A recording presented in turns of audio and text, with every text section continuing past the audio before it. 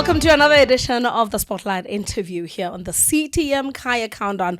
Today we are going to talk about celebrations. There's a lot to celebrate.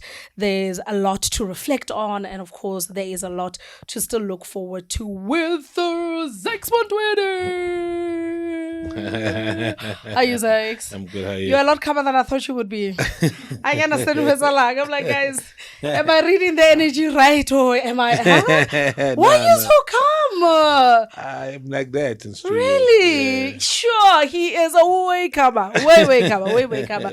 But welcome to the CTM Kaya Countdown. Thank you for hosting us here at Universal Studios. Thank you so much.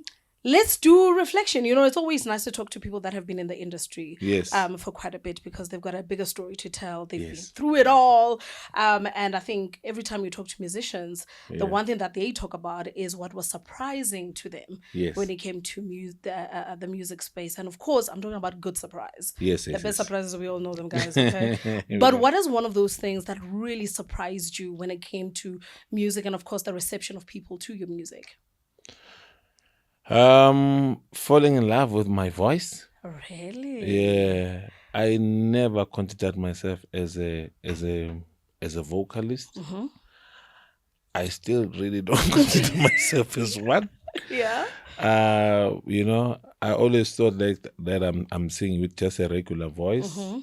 And now when someone says, you know, Zakes is my favorite vocalist, you know, for me it's like I'm a producer. That's what people do not know about me. Like they know everything else. Like, oh, Zakes did this, that. That's all something that I really am, which is like the producer. I think people don't know that. Like most of the time, people will be like, "Hey, I've got a beat." Uh-huh. You know what I mean? They want your voice. Yeah. You know, so when people really fall in love with my voice, I was very, very surprised, and I don't want to like. So it was a beautiful accident. When you got into the music industry, you intended to produce, make music, and all of that. I always wanted to be an executive. Yeah. That's because I think the first contract that I got, because the first contract I got, it was not a contract for the artist, it was my contract. It was like I remember the late Mark Masangani gave me the contract and said, "Here's the contract, so give me the album." Mm-hmm. And then I gave him Elvovo's album. So it could have been my album, you know? It could have been somebody else's album. No, because it did not sign. He signed my label. He said, "I'm giving you a label an opportunity to give me an album. So give me an album. Whatever album, give it to me. Here's the contract." So then you have a very interesting relationship with being a record label owner and a musician. Because generally, at least what we've seen happen so far, people will be musicians before they own record labels. And then while they're going in, they're like, you know what? I can put this one on, and then establish a record label. Yours is kind of different. Does it make it easier for you to accept people as musicians because it was never the actual plan? I never wanted to be a frontline artist. I always wanted, I think at first was like I wanted to have a record label that will only sign female artists. This is because of a story of so many female artists that will be, I mean, I remember when I was studying music, when I was doing my final year, we're in the production studio, and my lecturer then, his name was Bruce. He told us about the stories of record label executives, getting artists in the studio so they will give them some sort of like drugs so that they can hook them into the studio. And then he told us a story of one of the artists, you know, and I was like, yo, man, so women, people, executives take advantage of females. Sure. So I wanna have my label will sign a female. Then I signed a female, but it was a verbal contract. It was a verbal agreement. Verbal agreement. So I did the album. It was done when I was just about to release the album, you know, with that contract that I was given. Yes. When I was about to release that album, then the artist said, "No, I don't want to release anymore. I found myself a new home. Now I have this contract." Then I was like, "Oh, who can?" Then I worked on Elvovo, you know. And then when I worked on Elvovo, then I worked on you know, we had a success. Then Elvovo left the label, and then I worked on DJ Sindara, and then DJ Sindara also things just didn't go well. So I ended up saying, man, I would rather just do this thing myself, you know. And it was also after just looking at each and every labels that would survive, you know, like Galao, I had Oskido, and Oskido was also a frontline artist, you know what I mean? And then, so when I looked at all these record labels, especially smaller record labels, and they had, TS Record had DJ Spoo, and I was like, okay, maybe I'm gonna have to do it myself, because I will never leave my label. I will always be in my label. You can depend on you. It can depend on me. So that's how I actually got to.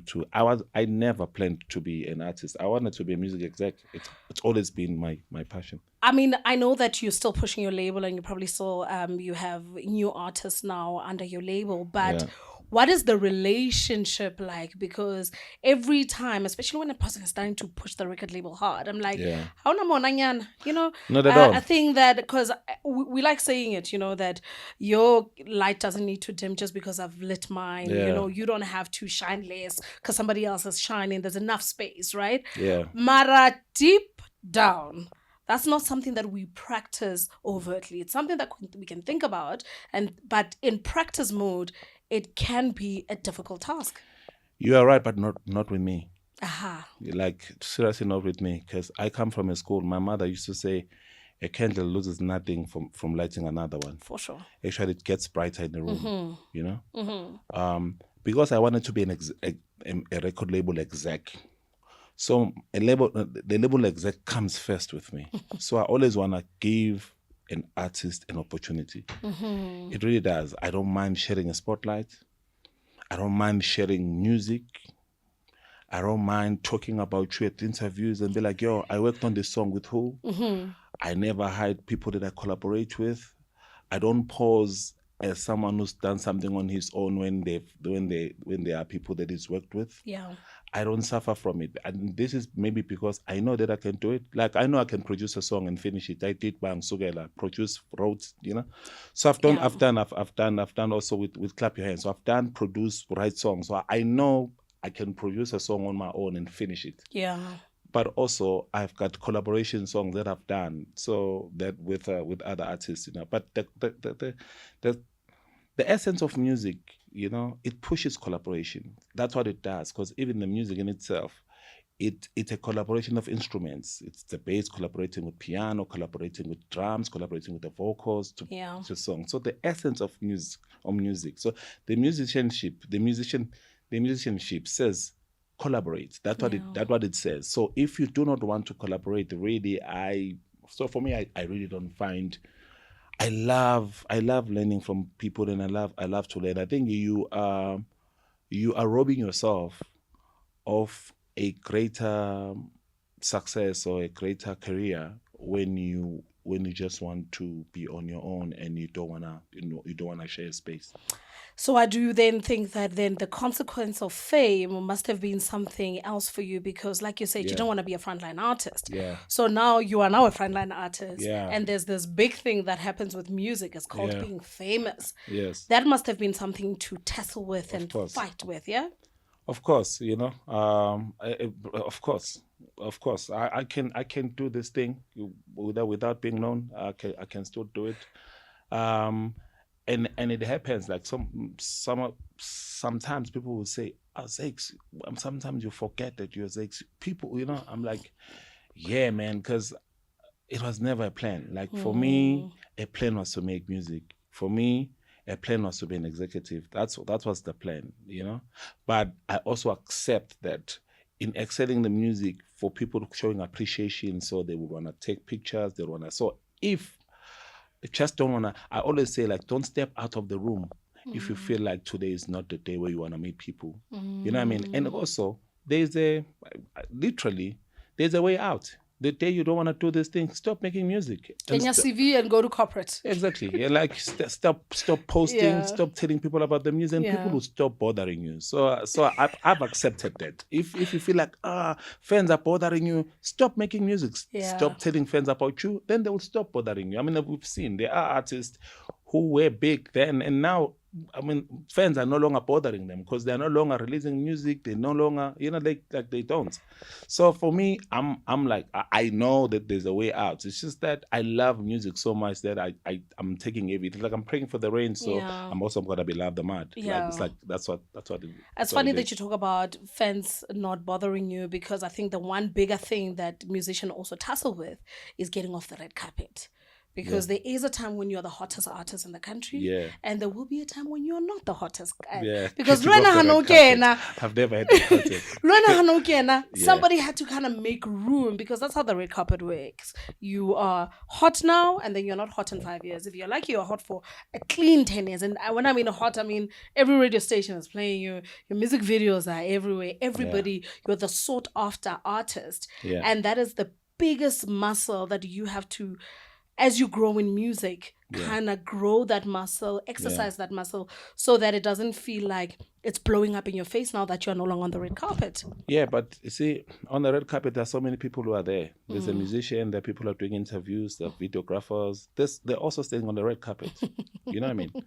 So you can play a role. So you may not be a frontline artist anymore, but you can still produce hit records. You can still be a songwriter. You can still have the music out there, which is number one, and people, it's just that it doesn't have your name, as a frontline artist. So I think like if you can always participate in this particular space. I always say like if I wasn't a musician, I'd probably be a piano. I'd probably be around the music industry. Because for me, unlike so many other people, my mother was like, you are gonna go study this thing that you said you want to do, and your plan B is to make that part, the plan A works. Yeah. You're not gonna go there and say like, I wanna have something to fall back on. Hey. Which you're gonna go study something, but like, okay, I wanna do something just to fall back, or you're not gonna fall back on with my money. So whatever you're gonna study, you're gonna make sure that it works. So I always knew that I have no any other option. So within the music industry, I just knew like, okay, if the music doesn't, I'm probably gonna be a publisher. If the publisher, I'm gonna be a songwriter, engineer, or a PR or whatever, So it's the reason why I took the job at Sony to be a Sony music executive of A&R. That's the reason. Now I work with my colleagues, people that I was with at Sony. It's because I always want to find myself within the music industry. It's what I know. I suppose then the education was the way you earned your stripes, the way you could be able to, know the business of music. And I suppose because you wanted to be a music exec, it was a no-brainer, right? Yeah. That you learned the business of music so that one, you can protect you. Yeah. And remember why you went in is because you wanted to protect that female artist that might be taken advantage of. Yeah. So I suppose that base also helps quite a bit.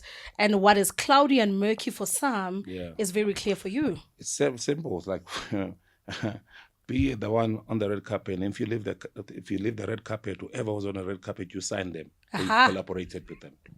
That's just how things are. I mean, that's always been my approach. Right now is excuse me. Right now, my where I am in life, I'm really more on really collaborating and sharing more information that took years for me to learn, and I have receipts, I like that. So many things that I've went through. And the idea now is everybody that I work with or anybody that's close to me, I just want to make sure that I make sure that that is actually avoided. A person that gave me an opportunity said to me, when I said to Papa Mike, what you've done for me, you didn't even know me, but you've just given this opportunity and you guided me. I will walk into a meeting not knowing what I'm talking about, because Papa Mike said to me, listen, when you go there, just say you want 25%. They will say a lot of things, but say to them, once you get to 20,000, then you want your percent to scale. I don't even know what scaling is. Hey, man. I get into the meeting, then the speaking is on the other side now, pretending as if he doesn't know this boy. Yes, so what are you saying? And then I'm like, scale. And then he comes in because he can see what's in there. I'm not. The jargon is killing you. Yeah, so I said, no. I think this is what he tries to mean. Is this what you're trying to mean, young man? And then, yes, that's exactly what I'm trying to say. So he really guided me, and he's also told my former boss. I only had one boss in my whole entire life, which is John Watson. So he said to him, my dream is one day you guys to work together. So when the MD of Sony gave me the contract, he said Mike said he wanted us to work. So here's the opportunity to work. So I felt like he kind of like set me up, and he made me so I knew a lot. So I was consulting some of my friends. I would advise them on contracts, because all these things, I had someone within the record label old telling me, okay, what is a licensing deal? What is a P&D? What is joint venture? And what are the percentages? What is the standard? I got that like someone giving it to me. And I was like, yo, what can I do to thank you? He said, pass it on. Pass it forward, and every time. So when I work with someone, I am so fair, even though they don't know how fair I am. Like I am so fair to them, and then I would always say to them, just pass it forward. The day you want to give someone an opportunity, give them the best deal as well. Yeah, because I think it's so funny that conversation is still a conversation that's going on.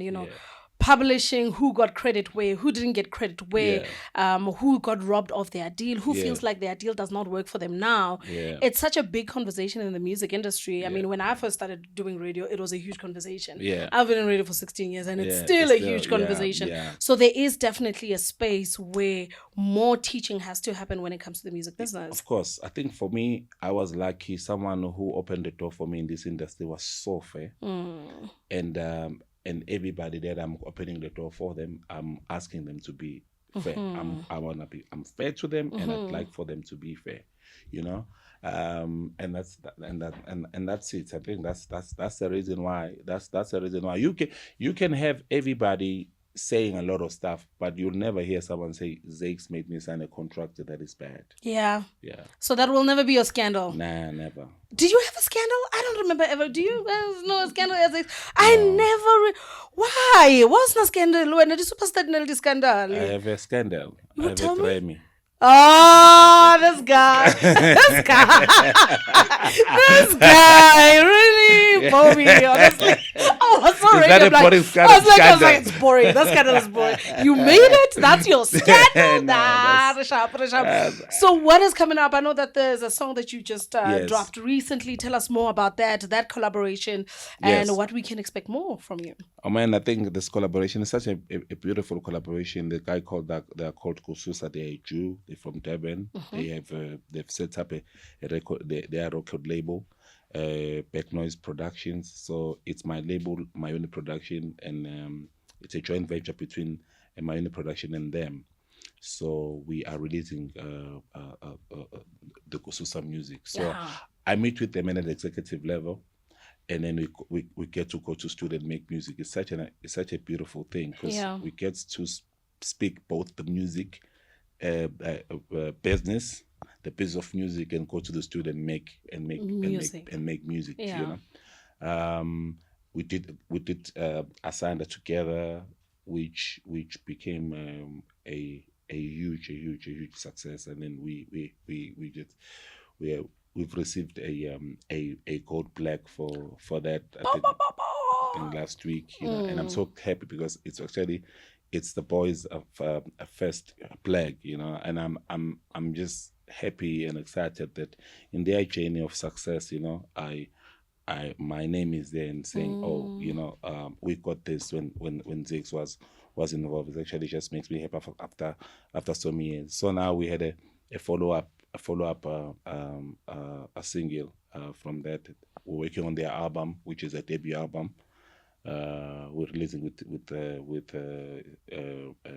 Anna Universal. And the song is Masinga Tandana. It talks about. It talks about a guy promises a girl that if you can fall in love, I'll give you all the money. Oh, the lies. You know what I mean? Oh, the lies. It's not, but it's lies. You know it. There's Shaya Jonah Daily. And by the way, we'll be the ones singing at the top of our voices. No, it's seriously not, because I know guys who actually get paid through their spouses. like they give all the money to their spouses. Really? Yes, I know. Good men. There's good men out there. Yeah. We would do that. So I think it really, it's a song that really talks about that the guy really, I mean, pouring his love to this woman. Like, why don't you wanna date me? Because I'm giving you all the money. You know what I mean? Like, so that's what it is. Yeah. Just to slay by all, I'm yet to meet that guy who will date me and give me all his money and not complain about it. I'm yet to meet him. I'm yet to meet him. Yeah, that's like, yeah. I mean, it's such a fun song. Yeah. Because I mean, it's a promise of saying, like, the guy says, you know, if you can fall in love, I can give you all the money. If I don't have, I'll borrow it. What? Yeah. You gotta go to a show. This is so that you can betcha me. Yeah. Oh, so that's amazing. We just dropped it last week Friday, and it's been such an picking up nicely, nicely one, and I hope that people are going to enjoy it. Whereas it's like it's honest. I think when we did Asanda, I think the guys. I mean, I remember one of the Jews' name is Sam Samurai. You know, he's the guy was like asking the guy who works at my label, like, when is Zakes coming to studio? Because my studio is in Durban, so I always go to Durban to make music. You know? So like, where is Zakes coming? When is Zakes coming? So when I was in the studio, then he came into the studio.